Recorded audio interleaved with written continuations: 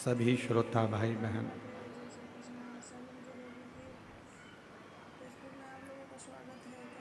एक मानव का देह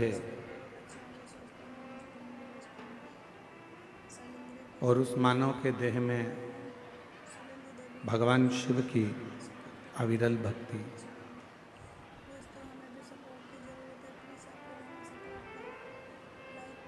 कहते हैं पूरे जीवन में मनुष्य के शरीर में यदि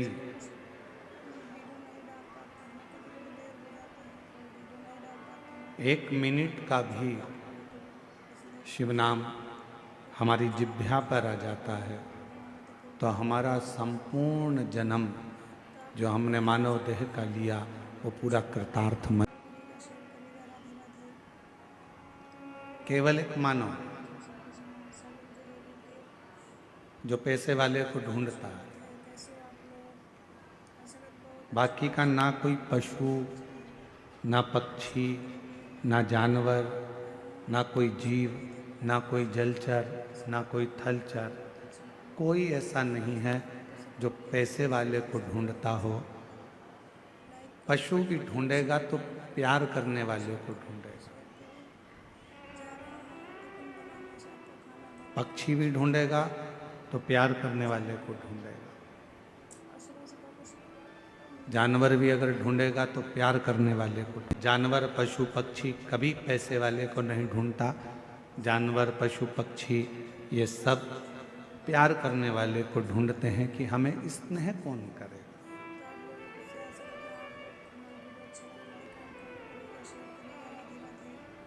एक क्षण का यदि प्रेम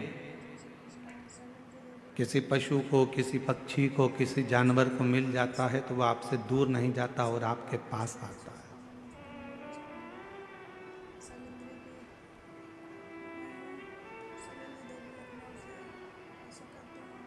वो आपसे दूर जाने का प्रयास ही नहीं करेगा। आप खुद प्रैक्टिकल कर कर देख सकते हो कि जब हम किसी जीव को स्नेह करते हैं, प्यार करते हैं, प्रेम करते हैं, कोई छोटा सा कुत्ता भी है, श्वान है, पक्षी है, पशु है, हम उसको थोड़ा सा प्रेम देते हैं और वो पशु, वो पक्षी, वो जीव, वो जानवर हमारे करीब में आता चले जाता है, पास में आता जाता है। बिल्ली का बच्चा देखो तो बिल्ली के बच्चे को प्रेम कर लो, थोड़ा सा हाथ फेर दो, थोड़ा सा स्नेह कर लो तो बिल्ली का बच्चा हमारे पास में आएगा,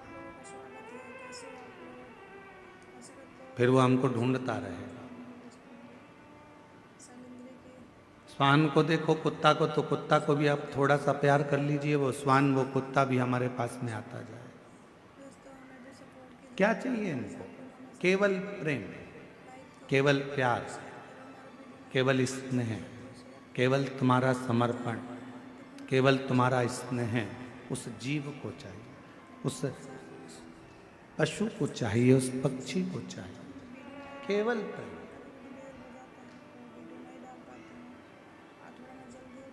और वो प्रेम के बल पर आपके प्रति इतना समर्पित हो जाता है, प्रेम के बल पर वो आपके प्रति इतना समर्पण धारण कर लेता है कि फिर आपको दुखी नहीं देख सकता।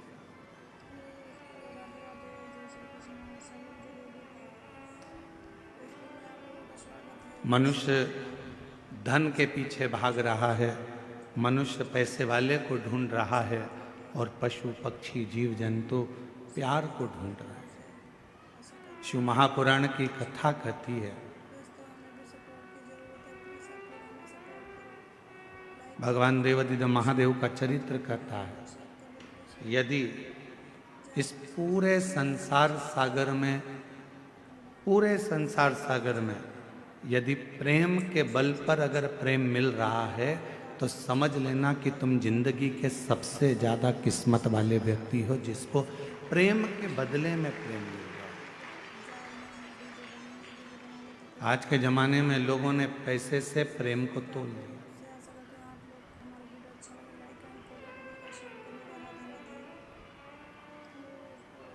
हर व्यक्ति स्नेह कब करता है कि जब मुझे फायदा कहाँ से मिलेगा, मुझे कैसे प्राप्त होगा, मुझे धन कैसे मिलेगा, मुझे प्राप्ति कैसे होगी, इससे मैं क्या लाभ ले सकता हूँ, इससे मैं क्या प्राप्त कर सकता हूँ, ये वो विचार कर।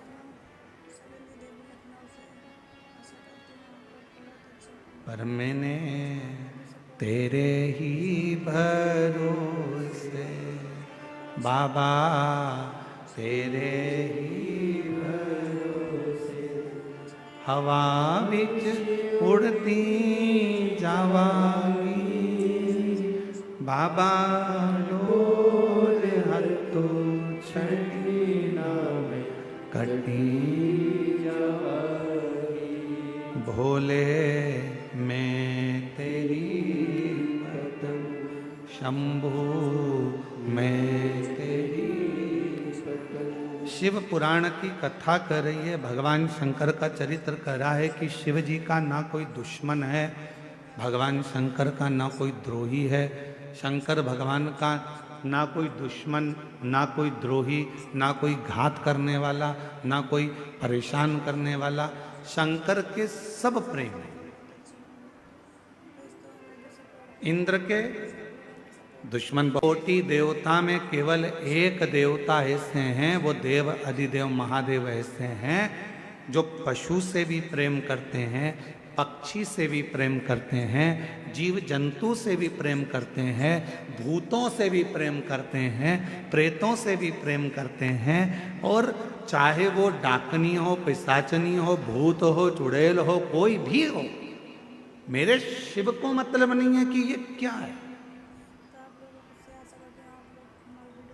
मेरे भोले बाबा को मतलब नहीं है कि ये कौन है। मेरे भोले बाबा को तो केवल यह मालूम है कि ये मेरा है, मैंने संसार में जन्म दिया है। अगर ये संसार सागर में पैदा हुआ है, अगर ये संसार नहीं है,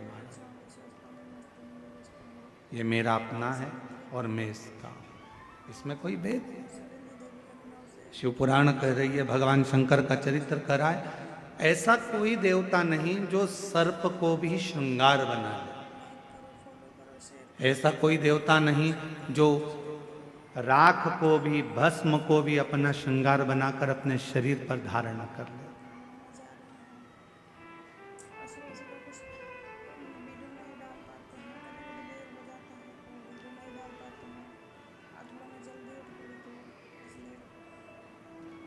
और शिव का डमरू डम डम बोले, अगम निगम के खोले।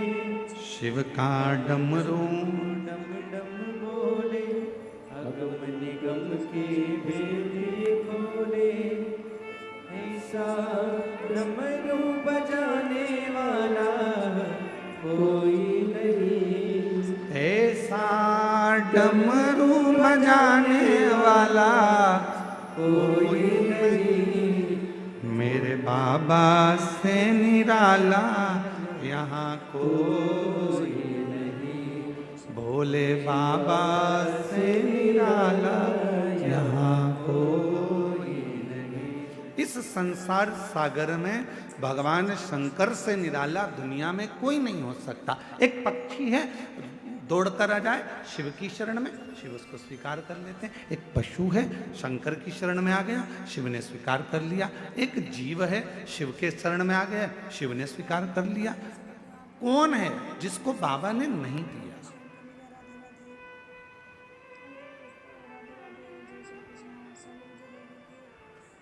एक सुंदर कथा आती है पितरों की। एक बार सारे पितर जानते हो ना आप लोग, जम के तो बोलो, जो चले गए, प्राण छूट गए, जो चले गए, वो पितरों की गिनती में आए।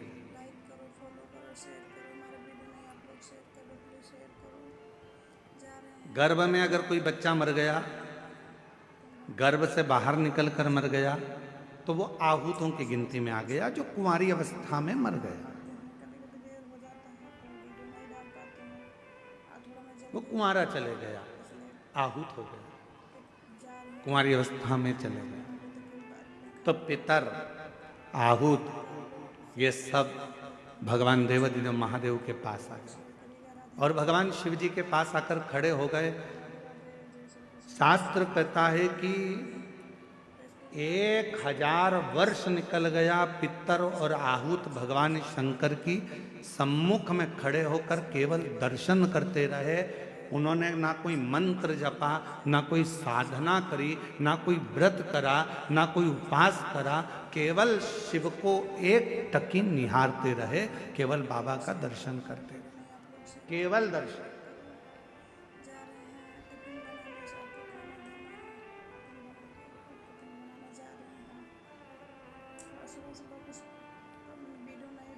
कितना फल है दर्शन का, जरा देखिएगा। 1000 वर्ष तक पितर आहूत ये सब शिव जी का दर्शन कर रहे हैं। 1000 वर्ष की समाधि में लीन थे।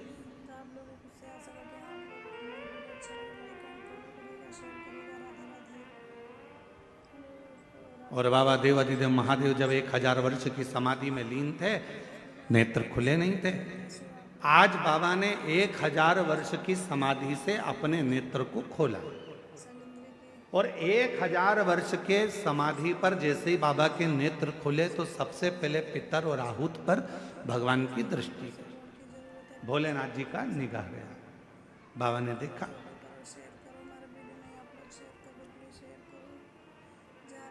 शिव जी ने पितरों को बुलाया, आहूतों को बुलाया और बुलाकर पूछा, क्यों भाई, क्या बात है, तुम यहाँ खड़े हो, क्या बात है? बस देवादिदेव महादेव बाबा पूछने ही वाले थे, इतनी देर में नंदी दौड़ कर आ गया। और नंदी दौड़ कर आया और आते से ही भगवान भोलेनाथ जी से बोला, प्रभु आपने तो इनको अब देखा है, जितने समय से आप तप कर रहे हो उतने समय से ये बाहर खड़े होकर आपका दर्शन कर रहे हैं, इंतजार कर रहे हैं। नेत्र खुलेंगे बाबा हमें वर देंगे, नेत्र खुलेंगे बाबा हमें वर देंगे। 1000 वर्ष इन पितरों को हो गया, 1000 वर्ष इन आहूतों को हो गया, आपका दर्शन कर रहे हैं प्रभु, आप इन्हें वर दे दीजिए। शिव जी ने पितरों से पूछा, तुम क्या चाहते, तुम्हें चाहिए? तब ब्राह्मण को भोजन कराएंगे, पिंडदान करेंगे, तर्पण करेंगे, श्राद्ध करेंगे, तर्पण में जल देंगे, तब हमको जल प्राप्त होगा, तब हमको भोजन प्राप्त होगा, तब तक हम भूखे रहेंगे। इसलिए प्रभु एक कृपा कर दो कि ऐसी कोई व्यवस्था कर दो कि घर के लोग, परिवार के लोग, कुटुंब के लोग, कोई भी प्रतिदिन या हफ्ते में एक बार कैसे भी उनके माध्यम से हमें जल प्राप्त हो जाए और हम तृप्त हो जाएं। भगवान देवादिदेव महादेव ने वर दे दिया पितरों को, आहूतों को। क्यों चिंता करते हो? जब संसार का मनुष्य मेरे शिवलिंग पर जल चढ़ाएगा, वो जल बहकर जब नीचे की ओर,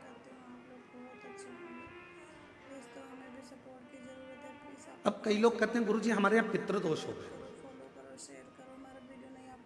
कोई कहते हैं गुरुजी हमारे यहाँ आहूत दोष हो गया, पितृदोष हो गया, हमारे यहाँ ये दोष लग गया, हमारे यहाँ वो दोष लग गया। किसी ने बताया कि हमारे यहाँ कोई टोना कर गया, कोई ने बताया हमारे यहाँ कोई टोटका कर गया, कोई ने बताया हमारे यहाँ कोई ने विद्या कर दी, कोई ने कहा हमारे यहाँ ये हो गया। शिव महापुराण की उमा संहिता कहती है, जो भगवान शंकर को जल चढ़ाता है, जल चढ़ाते समय उसके जितने भी दोष हैं, चाहे पितृ दोष हो, चाहे आहूत दोष हो, चाहे वासुक दोष हो, चाहे कालसर्प दोष हो, जितने भी दोष होते हैं वो सारे दोष अपने आप समाप्त होते चले जाते हैं। और याद रखना, जो भगवान शंकर पर चढ़ा हुआ जल थोड़ा सा झेल कर लेकर आता है और अपने घर के दरवाजे पर छींटता है, दुनिया में किसी की सामर्थ्यता नहीं है कि कोई तुम्हारे ऊपर टोना कर दे या तुम्हारे को तकलीफ दे,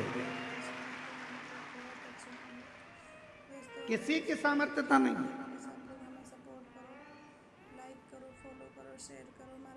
हम तो बाबा के भरोसे चलते हैं, हम तो बाबा के भरोसे चलते हैं। ये दुनिया वाले जलते हैं, ये दुनिया वाले, बोलो बोलो, जलते हैं, हम तो बाबा के भरोसे चलते सिंहर वाले के भरोसे चलते देवघर वाले के भरोसे चलते डमरू वाले के भरोसे चलते हम उस पर आश्रित होकर चलें। जब हम पूर्ण आश्रित हो जाएंगे तो वो हमको समा क्या चाहिए मेरे भोले बाबा को? ना तो मेरे भोले बाबा को तुमसे धन चाहिए, ना मेरे भोले बाबा को तुमसे दौलत चाहिए, ना मेरे शंकर भगवान को तुमसे संपदा चाहिए, ना मेरे शंकर भगवान को तुमसे कोई प्रॉपर्टी चाहिए, ना मेरे शंकर भगवान को तुमसे कोई संपदा चाहिए। कोई तुमसे कहे कि शंकर भगवान को 1 किलो भोग रोज लगाना पड़ेगा तो समझ लेना कि बेवकूफ बना रहा। कोई तुमसे कहे कि शंकर जी को 5 किलो दूध रोज चढ़ाना पड़ेगा, समझ लेना कि बेवकूफ बना रहा है। कोई तुमसे कहे कि 25 किलो घी का दिया शंकर जी को लगाना पड़ेगा, समझ लेना बेवकूफ बना रहा है। अगर कोई तुमसे कहे कि शंकर भगवान को इतना सारा प्रसाद चढ़ाना पड़ेगा तो समझ लेना कि पागल बना रहा है। मेरा भोले बाबा तुम्हारे प्रसाद का भूखा नहीं है, मेरा भोले बाबा तुम्हारे दूध का भूखा नहीं है, मेरा भोले बाबा तो केवल तुम्हारे निर्मल मन का भूखा है, सच्ची भक्ति का भूखा है और हृदय का भूखा है। तुम्हारे मन से, तुम भाव से एक चावल का, मात्र एक चावल का दाना यदि शंकर भगवान को समर्पित करते हो, शिव उसको स्वीकार करते हैं। आप 1 लोटा जल शंकर भगवान को समर्पित करते हो, शिव उसको स्वीकार करते हैं। आप 1 चम्मच में से भी आधी चम्मच यदि देसी गाय का, हमारी वेद लक्षणा देसी गाय का यदि दूध आधी चम्मच से भी आधी चम्मच यदि आप शिव को दे रहे हो, शिव स्वीकार कर रहे हैं। फिर आप केमिकल का दूध मत चढ़ाओ, थैली का दूध मत चढ़ाओ, ये इधर उधर से आया हुआ दूध भगवान को मत चढ़ाओ। आप तो देसी गाय का 1 आधी चम्मच से भी आधी चम्मच दूध अगर शिव को दे रहे हो तो शिव स्वीकार कर रहा है। यहाँ ये पूरी शिव महापुराण में कहीं पर नहीं लिखा कि 5 किलो तुम्हें लड्डू देना पड़ेगा, कि 1 किलो तुम्हें पेड़ा देना पड़ेगा, या 1.25 किलो तुम्हें चूरमा देना पड़ेगा, या 25 किलो तुम्हें दूध देना पड़ेगा, कहीं नहीं लिखा, कहीं नहीं।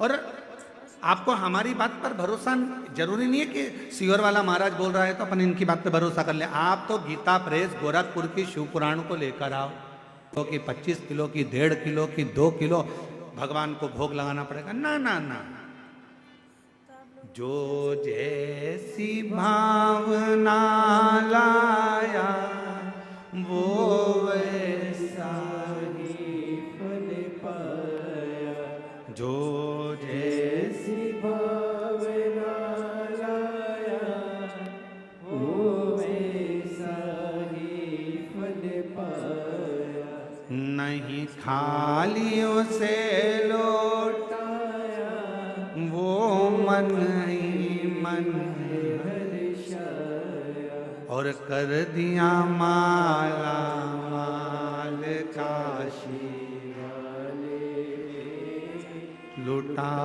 दिया भंडार काशी वाले, ओ लुटा दिया भंडार काशी वाले कर दिया माला। काशी वाले, आडंबर में मत पड़ो। कोई तुमसे कहे कि इतना देना पड़ेगा, कोई तुमसे कहे कि हमें भगवान की ऐसी पूजन करना है, इतना रुपया जमा करना पड़ेगा, हमें भगवान की ऐसी आराधना करना है, तुम्हें इतना पैसा देना। ना ना ना ना, भगवान धन से नहीं, भगवान मन से प्रसन्न। उसकी प्रसन्नता उसका मन है।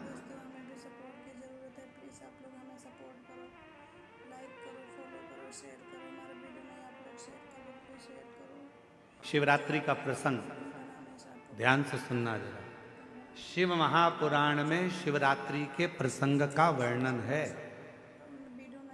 एक भील के ऊपर, वन में रहने वाला वो भील के ऊपर कर्जा हो गया था। कर्जा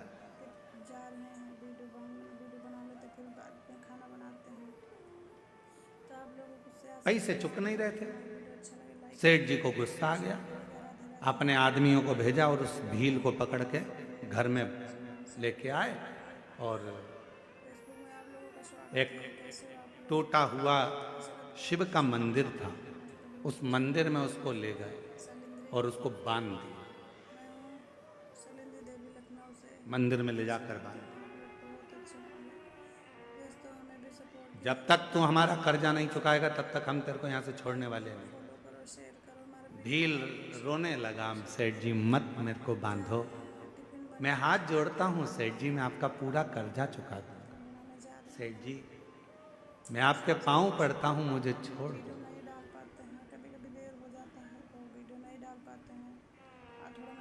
आज का पूरा दिन है, आज की पूरी रात है, कल तक मेरा कर्जा चूक जाना चाहिए। कर्जा नहीं चुका तो फिर लाकर बांध दूंगा और मारूंगा। बस वो भील की आंख से आंसू निकलते रहे, पैसा कहाँ से लाऊं? मैं तो थोड़ा बहुत जीव जंतु को मारकर मांस एकत्रित कर कर लोगों का वो बेच देता हूँ और उसी का धन इकट्ठा हो जाता है। अभी तो 8 दिन हो गए, रोज बन जाता हूँ पर कोई जीव जंतु भी नहीं मिलता जिसको मार कर मैं उसका मांस बेचूं और मुझे पैसा मिले। कहाँ कहाँ क्या करूँ? रो रहा, आंखों से आंसू बह रहा, नेत्रों से नीर बह रहा। आज पानी की छाजल भरी बेलपत्र के वृक्ष के ऊपर रात्रि के समय चढ़ गया। मालूम नहीं है कि आज शिवरात्रि है, उसको ज्ञात नहीं है कि आज शिवरात्रि है।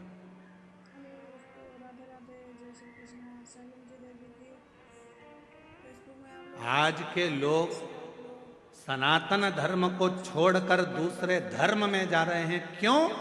क्योंकि वो सोचते हैं कि उस गाने थोड़ा थोड़ा कुछ अच्छा देखने को मिलेगा, उनके भगवान प्रबल हैं, उनके भगवान ऐसे कर दिए, उनके भगवान ने ऐसा। अरे भाई हमारे शास्त्रों को अध्ययन करो, पढ़ो, सुनो, मालूम पड़ेगा कि सनातन धर्म से बड़ा दुनिया में कोई धर्म ही नहीं है, कोई धर्म नहीं। और पहले तो हम किसी को भी ये धर्म मानते ही नहीं है, हमें मतलब ही नहीं, हमें तो केवल सनातन धर्म ही एक धर्म है।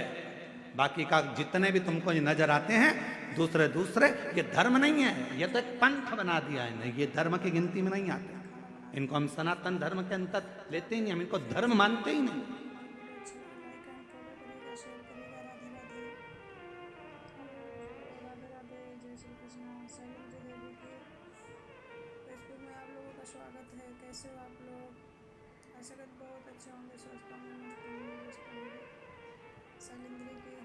एक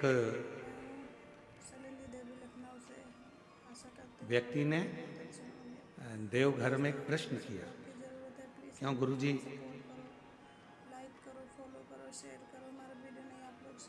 आपके सनातन धर्म में गौ माता को माता क्यों कहते हैं?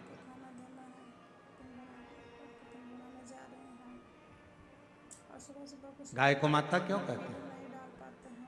हमने कहा भाई तुम सनातनी नहीं हो? कहा नहीं, हम दूसरे को मानते हैं। हमने कहा ठीक है।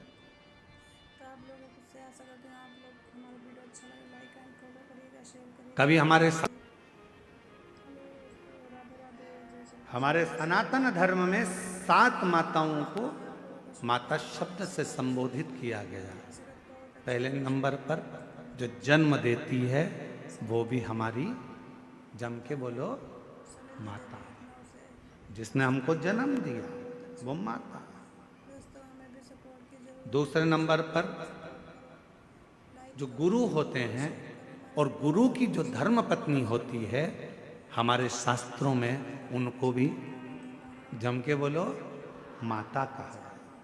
तीसरे नंबर पर हमारे गांव में, नगर में, शहर में जो ब्राह्मण रहता है, पूजन पाठ करता है, साधना आराधना में लगा रहता है, भक्ति में लगा रहता है भगवान की, उसकी धर्म पत्नी को भी हमारे सनातन धर्म में जम के बोलो माता कहा गया। तीसरे नंबर पर ब्राह्मण की जो धर्म पत्नी है उसको माता कहा। और चौथे नंबर पर राजा, जो नगर का राजा होता है, राज्य का जो राजा होता है, उस राजा की जो धर्म पत्नी होती है हमारे सनातन धर्म में उसको भी माता कहा। महाराज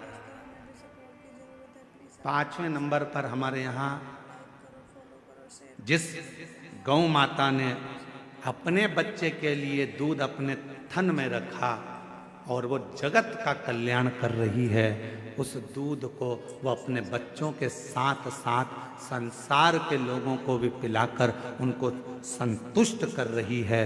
भारत की इस पवित्र भूमि पर सनातन धर्म में 5वें नंबर पर उसको भी माता कहा गया है। उसको भी। 6ठे नंबर पर धात्री।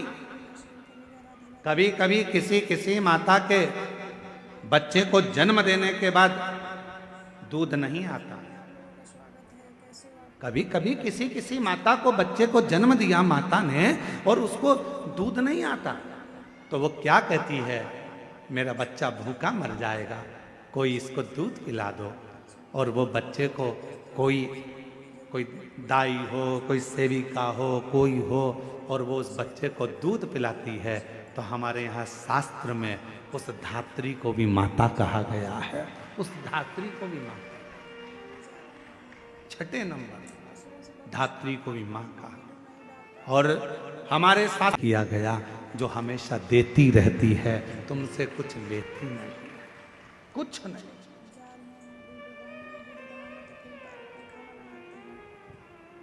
कुछ भी नहीं, वो तो केवल दे रही है।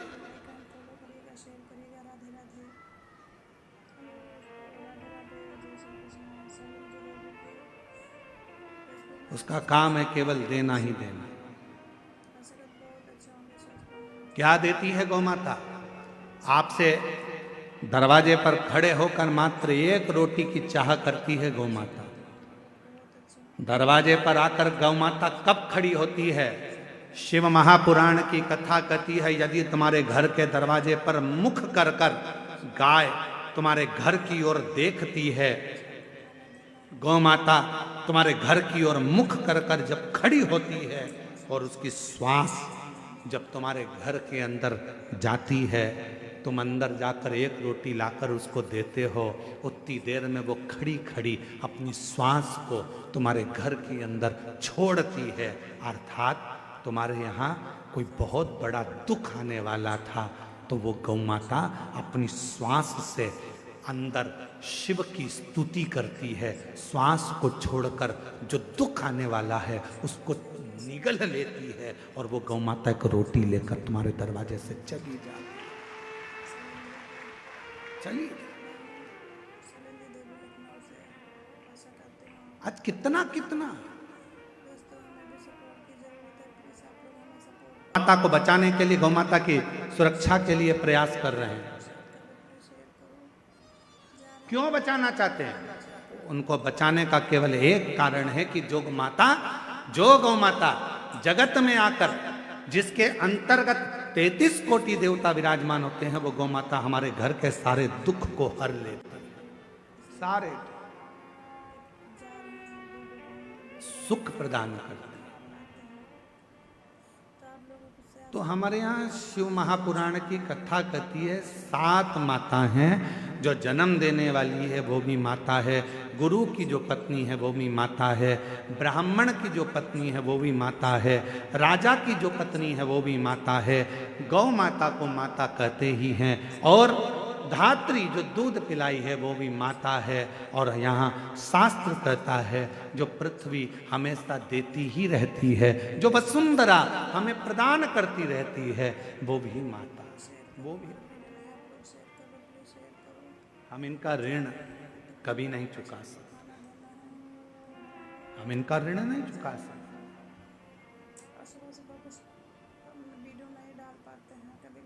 इनका ऋण चुकाने के लिए बहुत बहुत प्रयास करना पड़ेगा, बहुत प्रयास। कितना सुंदर कहा है, एक व्यक्ति कहता है कि गुरुजी मैंने कभी कोई कर्जा नहीं लिया और मरूंगा तो बिना कर्जे के जाऊंगा। अब उसका शब्द सुना तो हमको बहुत तेज हंसी आई। हमने कहा ऐसा तो हो नहीं सकता कि तू बिना कर्जे के चले जाए। हे गुरुदेव, मैंने अपनी जिंदगी में कोई कर्जा नहीं लिया, पर मरूंगा तो बिना कर्जे के मरूंगा। 1 रुपए का कर्जा लेकर नहीं जाऊंगा, किसी का कर्जा लेकर नहीं मरूंगा। पर हमारा तो शास्त्र कहता है कि व्यक्ति बिना कर्जे के मरता ही कहां है। मरेगा, अंतिम संस्कार होगा, लकड़ियां शरीर के नीचे लगाई जाएगी।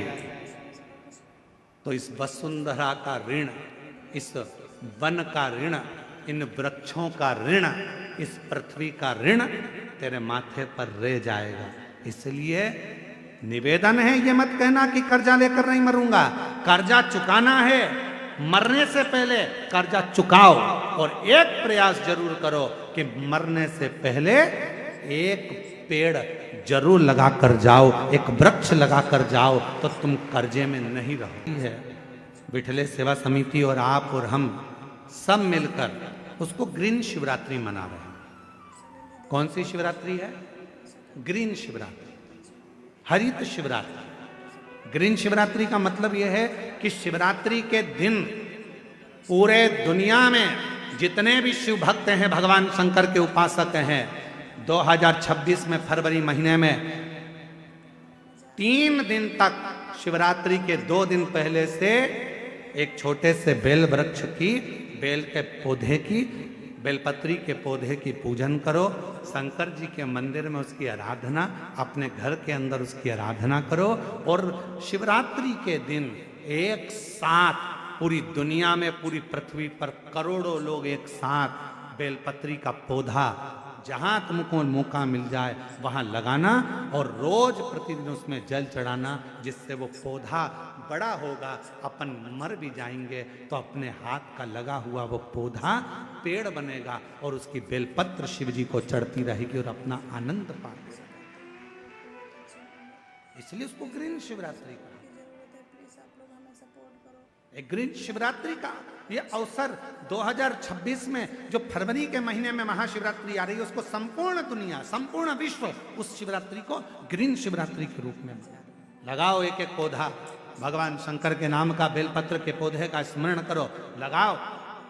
अपने जीते जी एक पौधा लगा कर जाओ, जिससे मरने के बाद हम शंकर की पूजा नहीं कर सकते तो हमारा